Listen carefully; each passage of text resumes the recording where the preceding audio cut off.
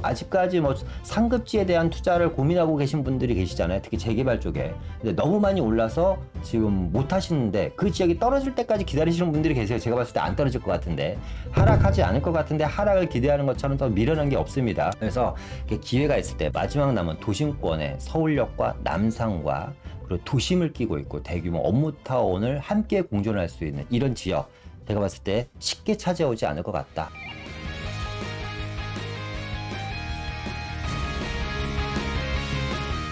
시청자 여러분 안녕하십니까. 부동산 경제학의 황현입니다. 요즘 부동산 시장이 상당히 혼돈의 시장입니다. 내 집 마련을 해야 될지 말아야 될지에 대한 고민도 상당히 많고, 또 정부에서 내놓는 여러 가지 정책이라든가 그리고 앞으로 나올 정책들이 그렇게 녹록치만은 않습니다. 사람마다 각자 개인이 느끼는 감정이 틀리겠지만 어떤 사람은 지금 나오는 정책이 상당히 만족스러울 수도 있고요. 또 어떤 분들한테는 지금의 정책이 상당히 불쾌할 수도 있을 것 같습니다. 이렇게 여러 가지 혼돈의 부동산 시장에서 저희 부동산 경제학은 여러분들한테 길을 안내해주는 나침판 역할을 하기 위해서 열심히 노력하고 있다는 점 좀 알아주시고요. 자, 오늘은요, 소액으로 내 집 마련을 할 수 있는 방법에 대한 이야기를 한번 해볼까 합니다. 요즘 내 집 마련이 사실상 상당히 어렵습니다. 뭐 분양가는 계속해서 치솟고 공사비도 치솟고, 더 중요한 건 뭐냐면 요즘 나오는 정부의 정책들이 사실상 분양 물량보다는 공공임대 물량을 더 많이 쏟아내는 정책들이 나오다 보니까 내 집 마련을 원하시는 분들, 즉 다시 말해서 내 명의로 등기를 치시고 싶은 분들한테는 어쩌면 지금의 시간이 상당히 고난의 시간이 될 수도 있을 것 같습니다. 특히 이 공급까지 부족하다 보니까 이 공급 리스크에 대한 우려의 목소리가 상당히 커지고 있으면서 상급지에 대한 부동산 가격은요, 하루하루 다르게 또 계속해서 상승하고 있습니다. 우리가 흔히 이야기하는 이 양극화가 눈앞에서 펼쳐지고 있다라는 얘기죠. 자, 오늘은 그래서 소액으로 도심권에 투자할 수 있는 기회를 한번 말씀드리려고 합니다. 서울 도심권에 무려 1만 세대가 넘는 아파트 입주 물량이 예정되어 있다고 합니다. 이 지역에 소액으로 투자할 수 있는 지역이 있다고 하니 어떤 지역인지 여러분들과 함께 공유하는 시간 가져보도록 하겠습니다. 시작하기 전에요, 구독, 좋아요, 알람 설정은 반드시 꼭 해주셨으면 좋겠고, 오늘 영상을 보신 다음에 여러분들의 의견, 댓글에 참여 역시 부탁드립니다. 그리고 저희가 이번 주 수요일과 토요일 날 세미나를 진행하고 있습니다. 이번 주에 진행하는 세미나는요, 또 제가 직접 참석을 해서 여러분들과 함께 시장에 대한 이야기를 한번 나눠보는 시간을 가지려고 하니까요. 시장에 대해서 궁금하신 점이라든가 투자 전략이라든가 내 집 마련 전략 등을 이번 세미나에 고스란히 저의 영혼을 담아서 여러분들께 함께 전달해 드리려고 합니다. 세미나에 관심 있으신 분은 위에 나가는 연락처로 전화 주시면 될 것 같고요. 자, 그럼 본격적으로 도심권에 1만 세대가 공급하는 지역, 어떤 지역인지 바로 확인해 보도록 하겠습니다.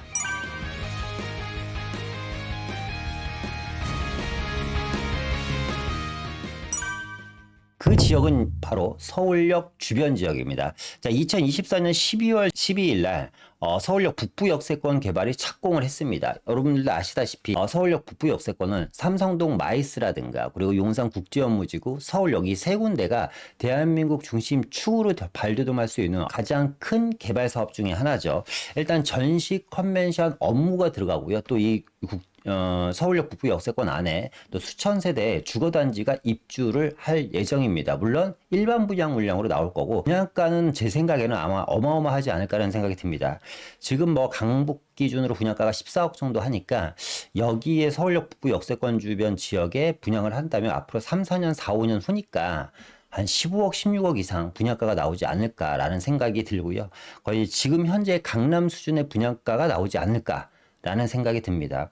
그리고 이제 호텔까지 들어가다 보니까 이 지역은 말 그대로 명실상부한 대한민국 최고의 마이스 단지로 개발될 가능성이 상당히 높고, 내국인은 물론 외국인까지 온전히 들어올 수 있는 그런 명품 주거 단지 및 업무타운으로 조성될 가능성이 상당히 높을 걸로 예상이 됩니다.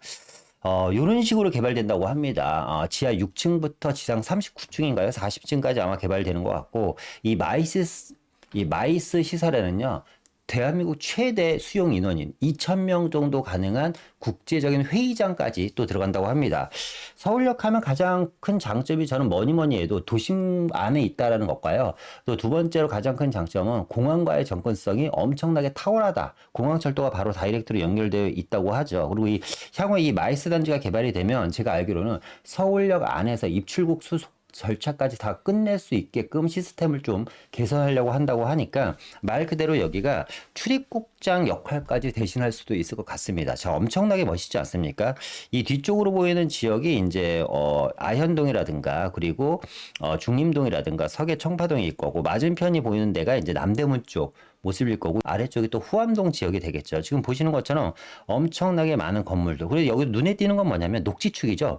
이 뒤쪽에 있는 녹지축 보이십니까? 이 뒤쪽에 있는 녹지축이 신촌에서부터 연결되는 녹지축입니다. 그러니까 철도 지하화 사업을 통해서 녹지축이 쭉 해서 서울역까지 또 연결이 되는 녹지축의 모습을 또 보실 수가 있을 것 같고 서울역 주변 지역이요. 세계적인 마이스 산업 거점 지역으로 도약하기 위한 첫 단추를 2024년 12월 12일 날 꿰었다라고 이야기하면 될 것 같습니다. 이 마이스가 무엇인지 잠깐 말씀드리냐면요. 이 마이스가 M이 이제 미팅입니다.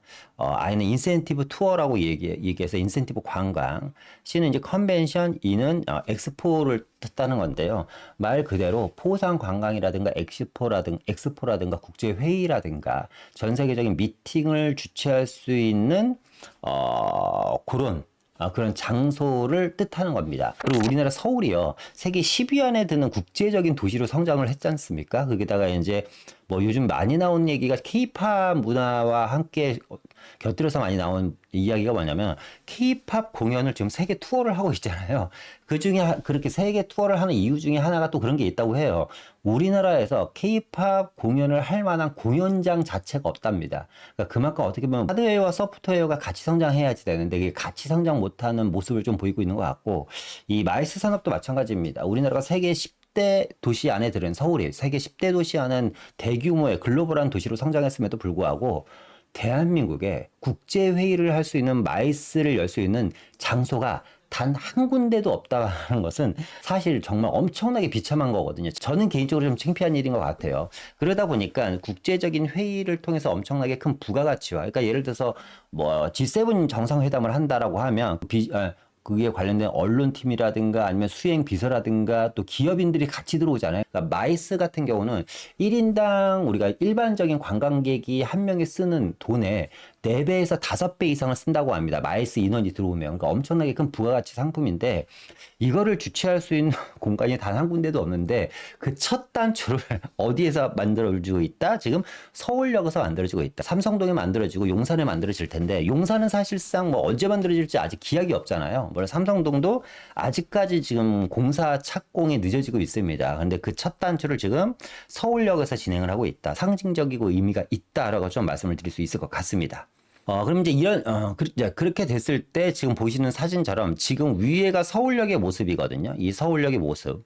물론 지금의 모습도 고즈넉하기도 하고, 예스럽기도 하고, 앤틱하기도 하고 참 괜찮습니다. 밤에 보면 좀 더 멋있죠. 서울역의 야경 모습이. 그런데, 물론 이런 모습도 멋있지만 이 아래쪽에 있는 모습처럼 이렇게 세계적인 국제도시가 된다고 하면 엄청나게 실로 더 멋있지 않을까라는 생각이 듭니다. 우리 지금 서울의 상업용 건물이요, 도쿄의 3분의 1 수준밖에 안 되고요, 싱가포르라든가 아니면 두바이라든가 아니면 상해 같은 곳에 한 5분의 1 수준밖에 안 됩니다. 그러니까 우리나라 경제력 대비 상업용 건물 수가 턱없이 부족하다라는 거죠, 사실상. 그리고 지금 있는 상업용 건물들이 거의 다 올드하거나 노후화된 것들이 상당히 많습니다. 앞으로 50년, 100년을 바라볼 수 있는 상업용 건물의 수가 턱없이 지금 선진국에 비해서 특히 OECD 국가에 비해서 턱없이 부족한데 이런 것들을 사실상 많이 만들고 개발을 해야지 외자 유치도 되고 외국계 기업들도 많이 들어오고 경제가 성장하지 않을까라는 생각이 듭니다. 그래서 말씀드렸던 것처럼 위에 있는 모습도 고즈넉하고 옌틱하긴 합니다만 아래에 있는 이런 사진들처럼 좀 세계 정상급 도시들과 어깨를 나란히 할 수 있는 개발 계획도 반드시 필요하다. 그게 이제 서울역에서 첫 단추를 끼고 있다. 라고 말씀드릴 수 있을 것 같습니다. 그리고 저희가 이번 주 수요일과 토요일 날 세미나를 진행하고 있습니다. 이번 주에 진행하는 세미나는요, 또 제가 직접 참석을 해서 여러분들과 함께 시장에 대한 이야기를 한번 나눠보는 시간을 가지려고 하니까요. 시장에 대해서 궁금하신 점이라든가 투자 전략이라든가 내 집 마련 전략 등을 이번 세미나에 고스란히 저의 영혼을 담아서 여러분들께 함께 전달해 드리려고 합니다.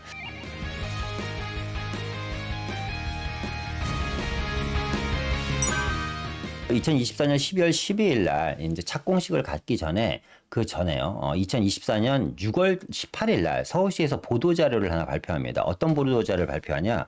서울의 대표 관문인 서울역 일대를 교통 문화 중심이자 매력 공간으로 탈바꿈하기 위해서 자, 지금부터가 중요합니다. 서울시는 서울역 일대 공간 개선 마스터 플랜을 수립했다고 합니다. 장기적, 단기전, 개발별 추진 전략을 마련해서요, 체계적으로 추진한다고 합니다. 그러니까 무슨 얘기냐면 서울역만 개발하는 게 아니라 주변 지역을 묶어서 이 지역에 대한 서울역 역세권 마스터 플랜을 수립했다. 언제? 2024년 6월 18일 날 서울시에서 했다는 이야기고요.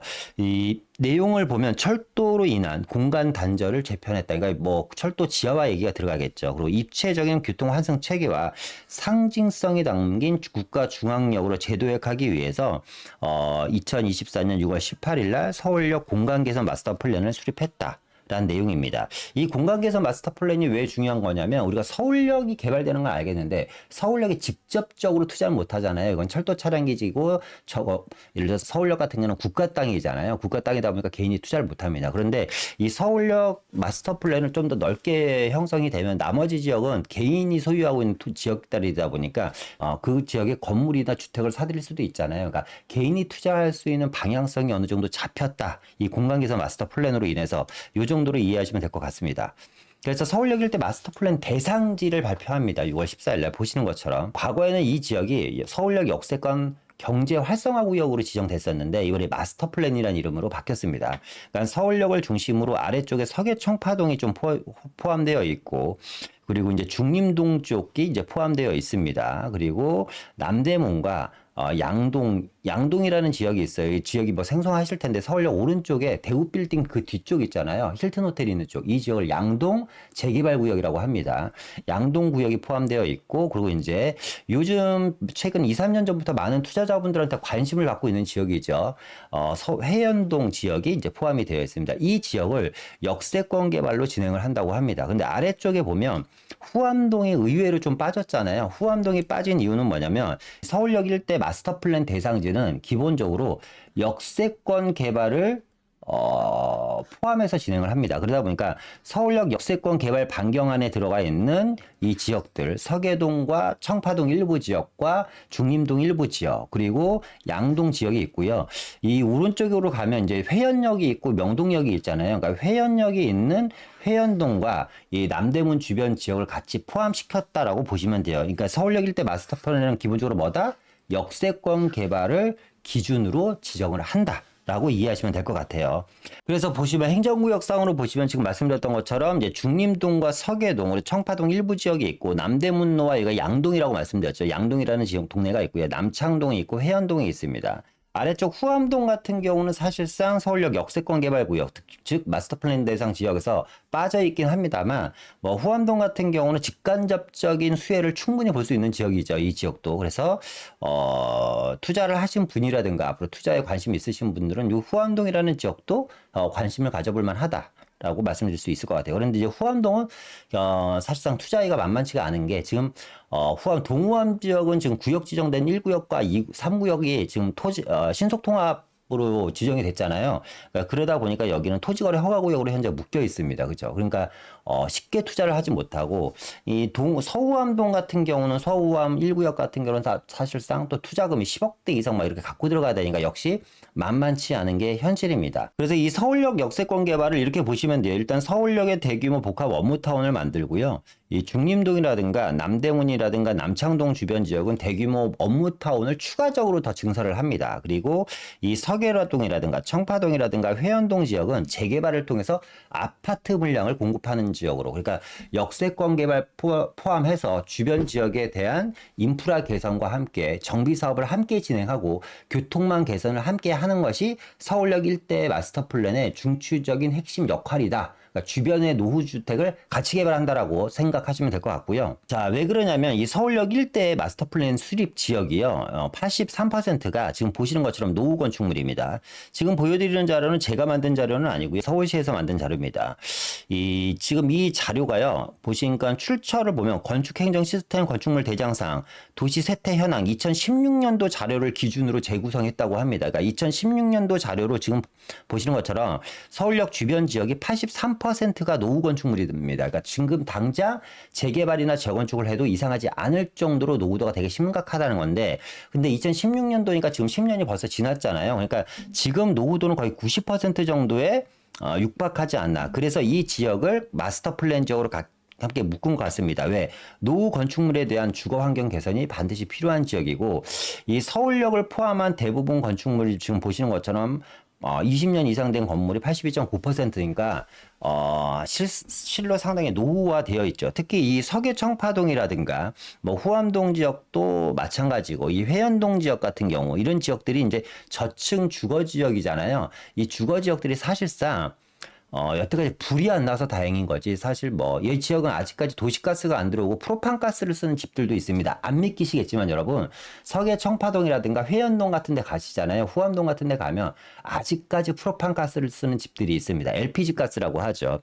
그런 것이 만약에 사고라도 나서 정말 큰 피해가 발생하고 불이라도 난다면 소방차가 못 들어가는 주택들이 아마 50% 이상 넘을 거예요. 그러니까 사실 진작에 했어도 해야지 될 이 주거환경 개선 사업인데, 여러 가지 정체적인 이유라든가 아니면 양극화에 대한 여러 가지 우려의 목소리로 개발을 못한 것도 사실상 저는 개인적으로 상당히 개탄스럽다. 눈치를 보면서 일을 하는 것이 과연 국민을 위해서 일을 하는 것인가? 그 눈치도 한쪽 면의 눈치만 보고 하는 것이 그렇습니다. 아무튼 계속해서 보면요, 이제 서울역 이제 철도 이야기를 할 때 빼놓을 수 없는 게 철도 지하화인 거죠. 올 상반기에 이제 서울시에서 철도 지하화에 대한 이야기를 했습니다. 서울시에는 전체 구간, 지상철도 구간, 그러니까 경부선은 18개소를 하고요, 경원선은 21개소입니다. 그러니까 북쪽 지역과 남쪽 지역 다 이 지역들이 이제 철도 지하화 사업을 합니다. 그 중에서 가장 먼저 되는 게 어디다? 역시 서울역 주변입니다. 서울역 역세권 개발을 지금 하면서 지하화를 진행을 할 겁니다. 그러면 서울역 역세권에서부터 용산역까지 일단 지하화가 진행되겠죠. 그리고 이제 용산에서부터 노량진까지 또 이제 지하화가 진행이 또 될 거고요. 서울역에서 또 신촌역까지 또 지하화가 될 겁니다. 그러니까 이 신촌과 서울역과 용산역 구간이 가장 먼저 되지 않을까라는 게 저의 생각이고요. 자, 그렇게 됐을 때 뭐 과거 방송에서도 신촌 이야기할 때 몇 번 말씀드렸지만 신촌 철길 주변이라든가 신촌역 주변을 눈여겨봐라. 뭐 우리가 이미 눈으로 다 확인했잖아요. 연남동이라든가 그런 지역들에서. 서울역 같은 경우도 이 철길이 지나가는 지역들, 서계 총파동이라든가 뭐 용문동이라든가 이 원효로 지역, 이런 지역들도 앞으로 좀 상징성이 있지 않을까라는 생각이 듭니다. 그래서 철도 지하화가 됐을 때 뭐 부가가치는 더 이상 얘기할 필요도 없잖아요. 단절된 지역이 하나로 통폐합이 되고, 사람이 못 걷고 분진이 쌓여있는 자리에 사람이 생기고 마켓이 생기고 상권이 생기고 사람이 걸을 수 있는 통로가 생기면서 그 지역의 상권은 엄청나게 활성화될 거고 집가는 엄청나게 많이 상승을 할 겁니다. 또 이제 두 번째는요, 이 서울역을 국가중앙역으로 지정을 합니다. 서울역이 국가중앙역이라는 건 뭐냐면 말 그대로 대한민국을 대표하는 중앙 역사다. 그래서 서울역을 통합개발하면서요, 추가 노선이 앞으로 13개 노선이 들어갑니다. 그러니까 청량리가 엄청난 게, 청량리가 14개 노선 들어가잖아요. 그러니까 서울역보다 한 개 더 많은 노선이 들어갑니다. 그러니까 서울역도 13개 노선이 들어갑니다. 그러다 보니까 이 국가중앙역으로서 서울역이 갖고 있는 위상은, 일단 서울역에 오면 서울시 안은 인서울은요 30분 안에 갈 수 있는 교통망을 확충하겠다라는 거고요. 수도권은 1시간 이내에 갈 수 있는 교통망을 확충하겠다는 거고요. 서울 수도권뿐만 아니라 지방과 공항까지 원스톱으로 갈 수 있는 모든 교통망을 총망라하겠다라는 게 이 서울역 통합개발의 추가 노선들의 내용들입니다. 국가중앙역으로 지정한 거고요. 그래서 지금 보면 KTX, ITX가 있고 경부선, 경의선, 1호선, 4호선, 공항철도, 경의중앙선이 있는데 GTX A 같은 경우는 지금 연신 내에서 서울역까지 연결이 됐습니다. 이제 서울역에서 또 삼성역까지 연결될 일이 남아 있고, GTX B 노선이 들어오고 신분당선, 신안산선, 수색광명, 고속철도까지 들어오다 보니까 서울역이 전체 14개 노선이 들어온다고 하면 진짜 교통 하나를 끝내주지 않을까. 이거와 맞먹는 것이 또 이제 아까 얘기한 것처럼 청량리역이고, 향후에 이 마이스가 들어오는 삼성역도 향후에 6개 5개 노선이 더 들어오잖아요. 그래서 총 6개 노선이 또 들어갑니다. 이런 지역들을 우리가 반드시 눈여겨보셔야 될 것 같아요. 자, 그럼 본격적으로 서울역 주변에 있는 개발 현장을 한번 보도록 하겠습니다. 일단 서울역 안에 들어가는 겁니다. 이 오리엔탈 호텔이라는 건 어디에 들어가냐? 지금 보시는 이 안에 어디에 하나의 건물이 호텔이 들어갈 것 같습니다. 아마 제 생각에는 그 이 앞쪽이라든가 좀 이 높은 건물도 좀 이렇게 상징성이 있는 건물들이 호텔 자리가 되지 않을까라는 생각이 드는데요. 하여튼 이 호텔이 하나 들어갑니다. 호텔 체인점은 만다린 호텔이고요. 좀 이름이 좀 우리나라 표현으로 하면 좀 고풍스럽죠. 만다린 오리엔탈 호텔이 들어갑니다. 그러니까 대한민국에서 처음으로 오픈하는 호텔이고요. 서울역 북부역세권 개발 파트너로 여기 이제 만다린 호텔 리조트가 이제 그룹이 지정이 됐습니다. 2030년 개관 예정입니다. 당연히 이제 서울역 역세권 개발이 2030년까지 완공이 목표니까 몇 년 남았어요, 여러분? 5년밖에 안 남았어요. 생각하시는 것처럼 5년이라는 시간이 길게 느껴지지만 살아가면 5년이 후딱 지나갑니다. 그럼 무슨 얘기냐? 지금의 현재 가치의 서울역 주변의 가치와 5년 후에 서울역 주변의 가치는 확연히 달라질 거고, 지금 만약에 내가 물건을 한 5, 6억 정도를 보고 있었다면, 5, 6억 정도 되는 물건이 현재 남아 있다면, 만약에 재개발 물건들 같은 경우 5년 후면 그게 곱하기 2 정도 돼 있지 않을까라는 생각이 듭니다. 왜? 그 지역이 재개발이 돼 있든 안 돼 있든 서울역 주변은 이미 개발이 끝나버렸기 때문에 그 주변의 가치는 더욱더 높아질 거 아니에요. 그래서 지금 한국 시장에 첫 진출한 호텔 그룹이라고 합니다. 128개의 6성급 정도로 들어갈 거고요. 스위트 룸으로 구성될 것 같고, 전 세계 44개 호텔과 12개 레지던스를 운영하고 전 세계적으로 상당히 유명한 호텔이라고 해요. 저는 개인적으로 만다린 오리엔탈을 처음 들어봤습니다. 개인적으로. 한국 시장 진출은 처음이라고 하는데 한화와 컨소시엄을 해서 서울역 역세권 개발의 공동 개발 파트너로 선정이 됐다는 이야기고요.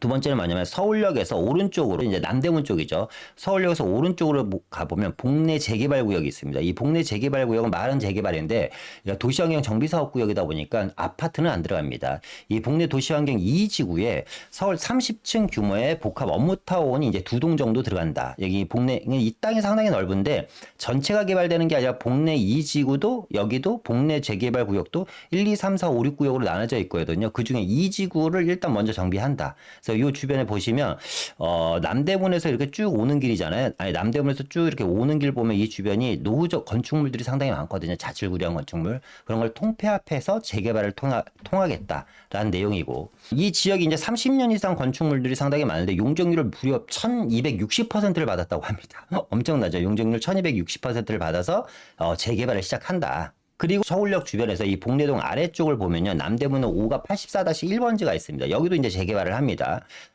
인근에 지금 20층 높이의 업무시설이 들어가죠.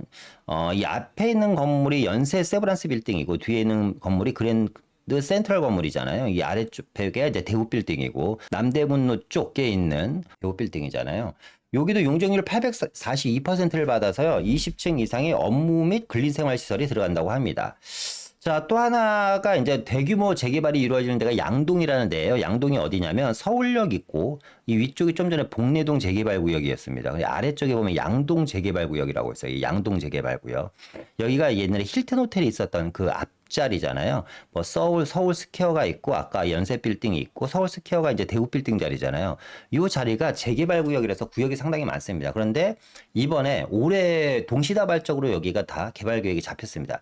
양동 4구역 4-2구역과 양동 11구역 12구역, 양동 8-1구역과 6지구 이런 지역들이 모두 사업 시행 인가가 떨어지면서 32층짜리 건물, 34층짜리 건물, 40층짜리 건물로 지금 보시는 것처럼 이 주변 지역이, 그러니까 힐튼 호텔을 부시고 그 자리에 업무, 녹지, 호텔, 상업용 시설, 이런 것들이 들어가는 겁니다. 요렇게 이제 이 지역들도 역시 재개발을 한다. 자, 무슨 말이냐면 앞서 말씀드렸던 것처럼 서울역만 개발하는 게 아니라 지금 서울역 개발 착공식에 맞춰서 그 주변 지역들이 동시다발적으로 복합적인 업무타운 개발과 사업 시행 인가 및 관리 처분 인가들을 밟고 있다. 사업 속도가 상당히 빠르다. 물론 주거지 개발을 하는 게 아니라서 더욱 사업 속도가 빠를 수도 있습니다. 거의 대부분이 이 주변 지역이 이 주변 지역이 기부채 나업으로 공원을 확보하고 업무타운을 짓고 호텔 및 근린생활시설 업무타운이 들어간다라고 보시면 될 것 같아요. 서울역 오른쪽 지역이죠. 대우 빌딩이 있고, 아래쪽이 이제 여기가 이제 후암동입니다. 서후암동이고 왼쪽 지역이 동후암동이죠. 그리고 이제 본격적으로 주거지 개발에 대한 이야기를 한번 해보겠습니다.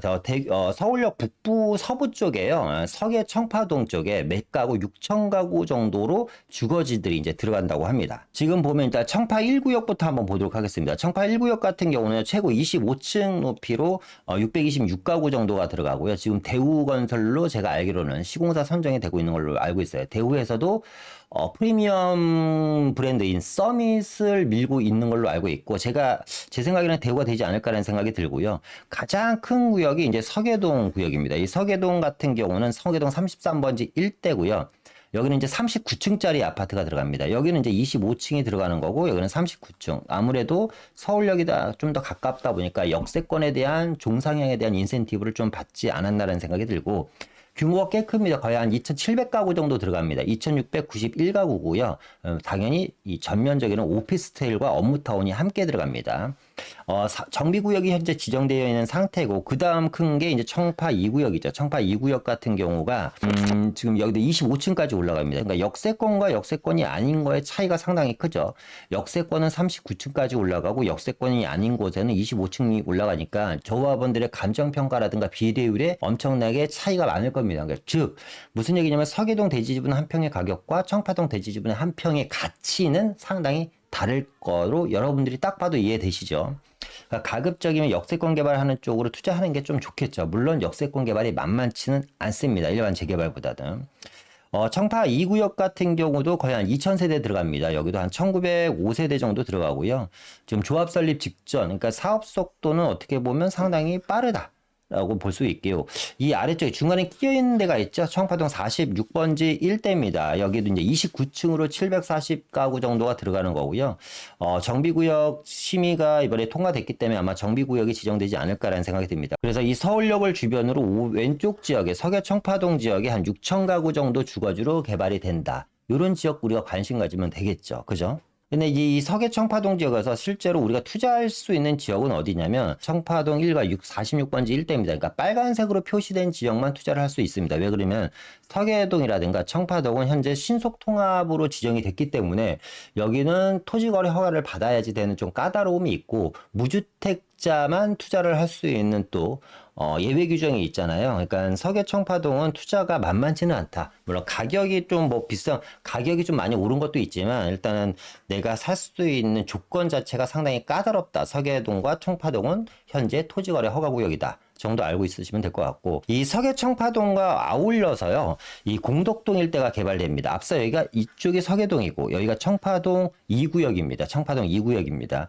이 지역 외에 이 아래쪽으로 길게 뻗은 땅 모양 있잖아요. 여기가 이제 공덕동입니다. 공덕동 115-97번지 일대, 여기가 아래쪽이 공덕동 11-24번지 일대, 여기가 또 다 합해갖고 한 7천 가구 정도 들어갑니다.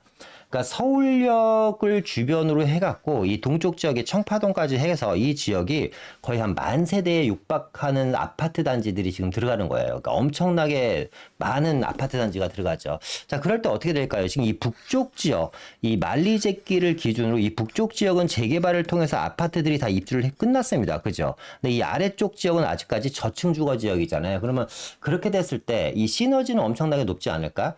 이 서계 청파동이라든가 공덕동이 지금부터 시작하면 아파트 입주까지 적어도 10년 정도 후에 입주를 할 거 아니에요.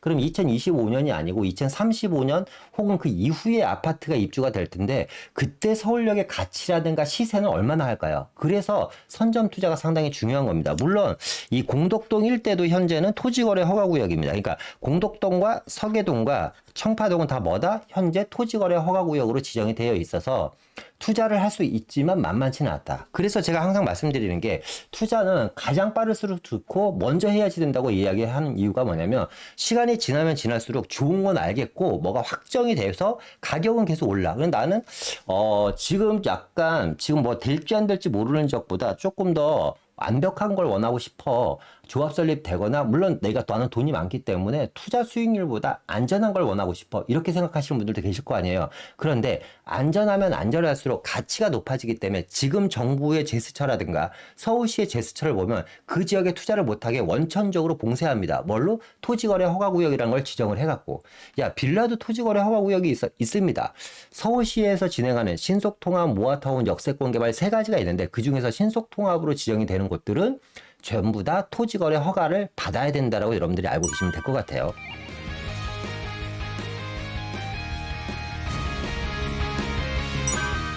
자, 이번에는요, 서울역을 기준으로 서쪽 지역을 보도록 하겠습니다. 서쪽 지역은 일단 기본적으로 아래쪽에 남산이 있죠, 남산. 남산이 있고, 이제 후암동이 있습니다. 후암 1구역 같은 경우죠. 서후암 1구역 같은 경우는 일단은 뭐 가격대가 어마어마하고요. 그리고 이제 중간에 동후암동에 1구역과 3구역이 있습니다. 중간에 이제 2구역에 지금 빠져 있잖아요. 2구역이 빠진 데는 여러 가지 이유가 있습니다. 뭐, 안 된 데는 이유가 있을 거 아니에요. 왜냐면 후암동이라는 지역이 되게 스피드하게 진행됐거든요. 물론 동의율도 어마어마하게 높았습니다. 동의율 거의 70%에 육박하는 동의율을 갖고 왔고 그러다 보니까 상당히 스피드하게 진행됐고 서울시에서도 과 정부에서도 이 서울역 전체 전면 지역의 이 지역이 국책사업 일환으로 진행이 되는 거기 때문에 생각해 보세요. 서울역에 초고층 마이스 호텔과 업무타운을 막 다 지어놨어. 그래서 뭐 스카이뷰도 멋있게 쫙 깔아놨는데 여기서 이렇게 밤에 내려다보거나 낮에 이 높은 건물에서 내려다보니까 이 주변 지역이 죄다 뭐야 저층 주거지역이고 판자촌이고 별볼 모양새가 안 이뻐. 서계 청파당도 마찬가지죠. 서울역 역세권 개발이 끝나서 세계적인 관광 인프라가 만들어지고 세계적인 마이스가 열리고 컨벤션이 열리고 전시장이 열려서 세계에서 유명한 인플루언서라든가 정치인이라든가 기업인들이 막 올 텐데 여기에 서울의 모습을 딱 오픈하니까 주변이 다 빨간색 불빛의 저층 주거지역이면서 웬 놈의 그렇게 특히 후암동 산에서 내려다보면 왜 이렇게 십자가 모양은 많은지 빨간색 불빛의 십자가 모양이 수백 개 수천 개가 있어요. 그러니까 물론 이제 제가 종교를 얘기하는 건 아닙니다만 얘기하는 건 아닙니다. 뭐 오해하지 마시기 바라고. 그러니까 무슨 얘기냐면 정비되지 않은 모습이 어떤 사람한테는 역시 고즈넉하고 앤틱하고 좀 정서적으로 안정감 있게 보일 수는 있겠지만 뭐 제 입장에서 저 같은 사람은 그런 게 상당히 좀 지저분해 보일 수도 있거든요. 그런 모습을 정리하기 위해서 지금 보시는 것처럼 서울역 주변 지역들을 되게 타이트하고 스피드하게 재개발 쪽으로 했을 때는 많은 지원을 해주고 있고 빨리빨리 진행을 해주고 있다라고 이야기하는 겁니다. 근데 다시 후암 2구역을 잠깐 말씀드리면 후암 2구역 같은 경우는 일단은 첫 번째가 뭐냐면 노후도입니다.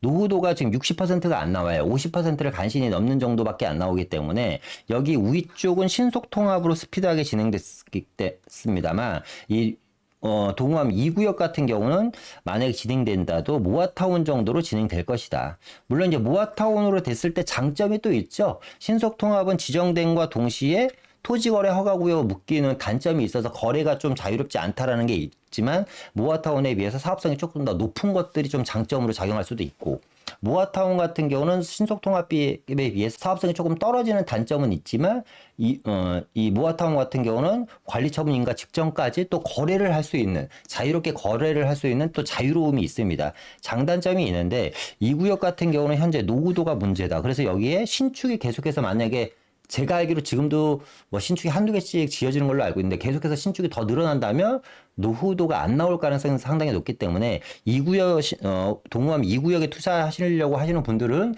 그런 점을 꼭 체크한 이후에 투자를 하셨으면 좋겠습니다. 어쨌거나 중요한 건 뭐냐면 서울역을 기준으로 이 동쪽 지역도 재개발이 진행되고 있다. 그럼 서계 청파동 지역과 후암동 지역만 개발된다고 하더라도 거의 10,000세대 이상 매머드급 아파트 단지가 만들어지는 겁니다. 생각해 보세요. 그러니까 왜 멋진 도시들 있잖아요. 상해라든가 뭐 싱가포르 마리나 베이 주변 지역이라든가 뭐 이렇게 큰 도시 뉴욕 맨하탄이라든가 이런 지역 보면 멋있는 이 빌딩 숲 사이에 공원이 있고 또 아파트 단지가 쫙 주거 지역이 있으면 가치가 우리나라 돈으로 어마어마하잖아요. 그러니까 이 우리나라 지금 집값이 비싼 건 맞습니다만 어떻게 보면 해외 유수의 도시들과 비교했을 때는 저는 더 많이 올라갈 것 같은 생각이 듭니다. 제가 얼마 전에 제가 사실상 두바이를 갔다가 한 이틀 전에 귀국을 했는데요. 야, 두바이 보니까 장난이 아닙니다.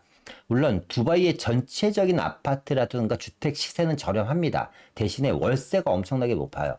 그러니까 우리나라 같은 평 대비 아파트는 조금 더 저렴한 반면에 월세는 우리나라 같은 평 대비 거의 2 곱하기 2 정도 하면 됩니다. 지금 34평 월세가 한 3, 400이라면 거기서 한 7, 800 정도 내야 된다고 생각하시면 돼요. 월세는 상당히 비쌉니다. 그런데 두바이에서도요, 우리가 이야기하는, 쉽게 얘기하면 상급지, 뭐 한남동, 성수동, 압구정, 반포 같은 데는요, 평균 아파트 시세가 3, 400억 정도 합니다. 평균 아파트 시세가.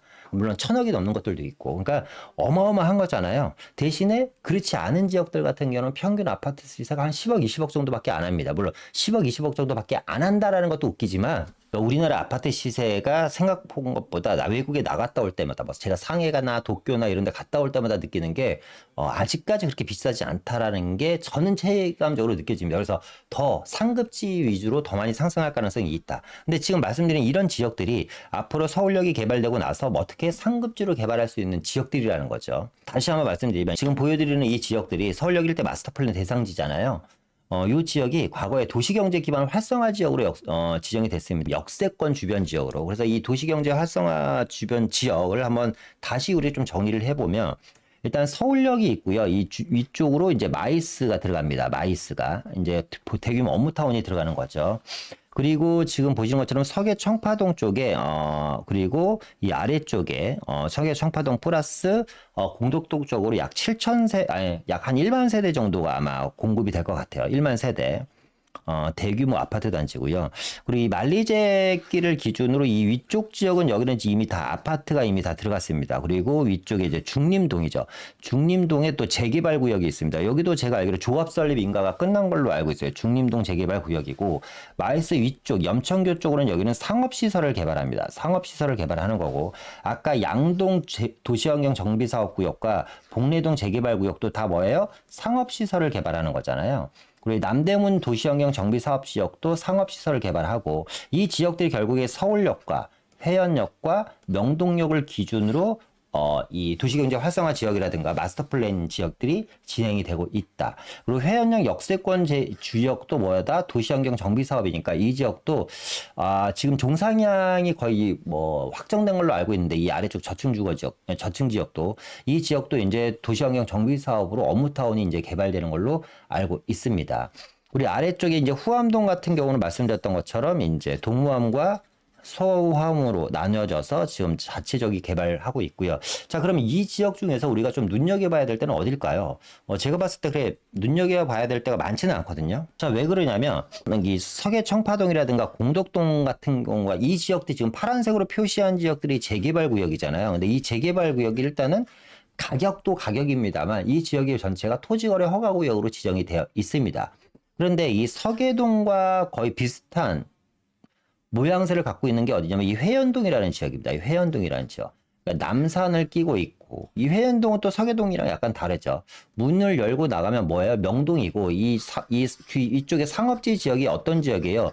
대한민국 최대 상업지 지역입니다. 그리고 회연동 앞에 이 남대문이 쪽이라든가 명동 주변, 서울시청 주변으로 대한민국 100대 기업 본사, 그리고 글로벌 기업 본사들의 한 60%가 몰려있는 지역이다 보니까 땅값도 어마어마한 지역이잖아요.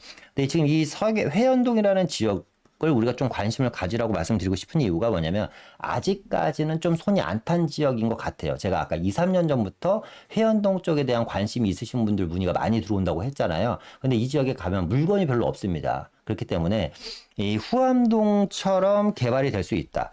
근데 이 지역은 역시 노후도가 거의 80%에 육박하는 지역입니다. 아시는 분들은 아실 거예요. 그래서 서울역 주변 지역들 중에서 이 마스터 플랜 대상지 안에 들어오면서 재개발이 가능한 지역 그 안에서 또 아직까지 손이 좀 덜 타고 좀 소액으로 투자할 수 있는 지역 2억 정도나 2억 초반 정도로 움직일 수 있는 지역 중에 하나가 회연동 역세권 주변 지역이지 않나 이런 지역을 한번 눈여겨보셨으면 좋겠다라고 말씀을 드릴 수 있을 것 같습니다.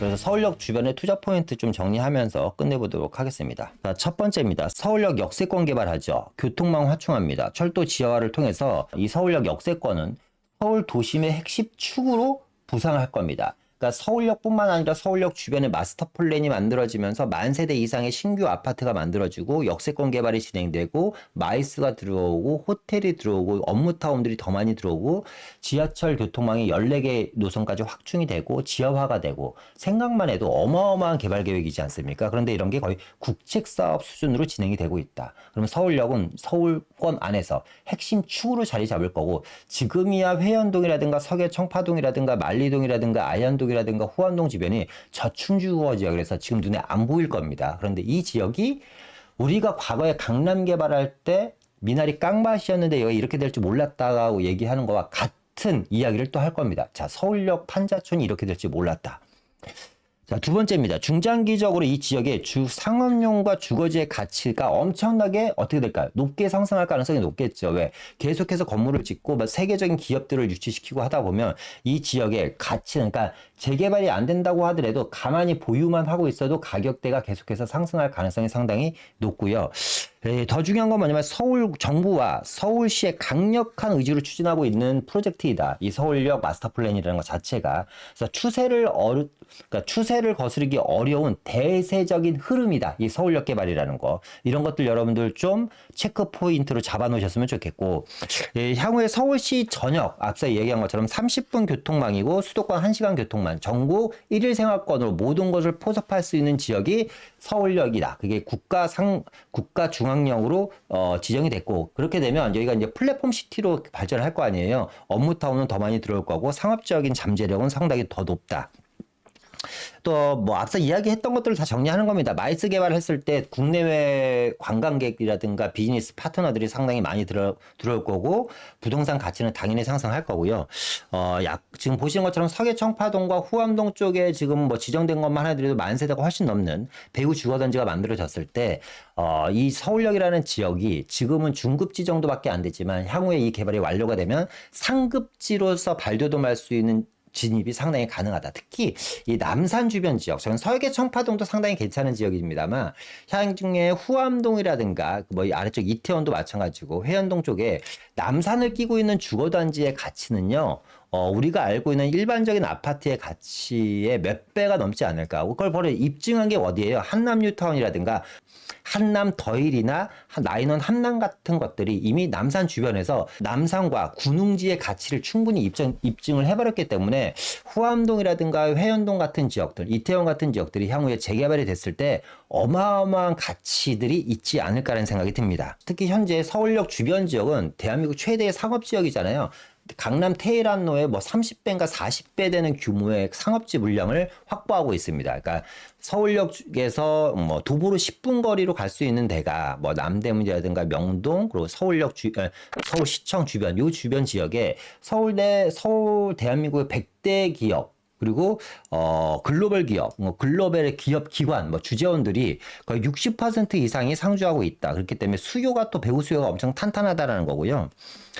장기적인 관점에서 앞서 얘기한 것처럼 이 초기 재개발 지역 선점 시 엄청나게 좀 높은 투자 수익을 기대할 수 있지 않을까. 그런 것들은 이미 서계 청파동이라든가 후암동에서 이미 입증을 했고 굳이 뭐 서울역 주변이 아니더라도 그 밑에 내려오다 보면 용산 전면 정비창 1구역이라든가 그리고 뭐 원유로라든가 특히 뭐 한남동 이런 데서 이미 초기 재개발 투자를 했을 때 어느 정도의 가치를 내가 부가가치를 가져갈 수 있는지를 이미 입증을 해버렸기 때문에 이 서울역 주변에 있는 초기 재개발 지역 같은 경우에 꼭 관심을 가지셔야 된다. 앞서 얘기한 것처럼 대출 필요 없습니다. 대출 필요 없고 투자금 한 2억 정도로 이제 투자를 할 수가 있다라는 것도 큰 장점이고요. 또 특히나 요즘 같은 주택수 산정 제외 요건들을 잘 활용을 하면 주택수에 포함이 되지 않고도 투자할 수 있는 기회들이 있기 때문에 다시 한번 말씀드리지만 이 서울역 주변 꼭 관심을 가지셨으면 좋겠고 이제 마무리를 하자면요. 서울역은요 향후 10년간 특히 서울역 역세권, 특히 마스터 플랜으로 지정된 지역들, 서울역 역세권 활성화 계획구역이죠. 이 지역은 구조적인 상승 동력을 갖고 있습니다. 그 구조적인 상승 동력이 뭐예요? 교통 인프라, 14개의 노선과 대규모 개발 사업. 지금 서울역 역세권 개발 사업뿐만 아니라 양동이라든가 봉래동이라든가 남대문 일대 그리고 이쪽 주변에 대규모 도시환경 정비 사업을 통한 업무타운 개발이 계속해서 진행되고 있고 국내 최대 상업지를 확보하고 있죠. 앞서 이야기한 것처럼 테헤란로에 30배, 40배가 넘는 상업지 물량을 갖고 있다. 그런데 테헤란로의 물량은 30배, 40배 정도 되는 물량인데 용적률은 테헤란로의 3분의 1밖에 안 되는 게 이 도심 상업지의 가치입니다. 그러니까 땅의 넓이는 테헤란로의 한 30배, 40배인데 용적률은 테헤란로의 3분의 1도 지금 못 쓰고 있는 게 이 도심 사업지의 가치거든요. 그러니까 상당히 저평가돼 있기 때문에 앞서 이야기한 것처럼 구조적인 상승 동력을 가지고 있을 수밖에 없고요. 특히나 이제 도심 안에 허파가 있다면, 숨을 쉴 수 있는 허파가 있다면, 공원 같은 걸 얘기하는 거죠. 남산은 세계적인 관광 자원이기도 합니다. 그러니까 남산 주변 자락에 끼어 있는 저층 주거 지역들이 앞으로 부가가치가 엄청나게 높을 거고, 이 도심 안에 남산과 용산 공원을 품고 있다는 것 자체가 사실상 엄청나게 큰 인프라거든요. 그걸로 인한 부가가치는 또 엄청나게 높을 겁니다. 그리고 마지막으로 서울시와 정부가 합동으로 정책적으로 지원하고 있는 지역이 국가 중앙역으로 지정을 했기 때문에 그리고 서울역 주변 지역은요, 건물을 지을 때 디자인 특화 거리로 조성이 돼서 모든 건물을 다 다른 모양으로 그린 건물을 지어져야 됩니다. 그렇게 지금 허가를 받고 있는 데가 어디예요? 상해 같은 지역들, 뭐 도쿄, 두바이 이런 세계적인 지역으로 성장하고 있는 지역들이 지금 디자인 심의가 엄청나게 까다롭거든요. 그러니까 디자인 비용이 상당히 많이 듭니다. 이런 식으로 지금 계속해서 서울역 주변과 용산역, 이 한강대로라고 하죠. 이 지역들이 다 디자인 특화 심의 지역입니다. 다시 한번 정리를 해보면 그냥 10년 정도 진짜 구조적인 성장 동력을 무조건 갖고 있기 때문에 서울역에 대한 관심을 꼭 조금 가지셨으면 좋겠고, 아직까지 뭐 상급지에 대한 투자를 고민하고 계신 분들이 계시잖아요. 특히 재개발 쪽에. 근데 너무 많이 올라서 지금 못 하시는데 그 지역이 떨어질 때까지 기다리시는 분들이 계세요. 제가 봤을 때 안 떨어질 것 같은데, 하락하지 않을 것 같은데 하락을 기대하는 것처럼 더 미련한 게 없습니다.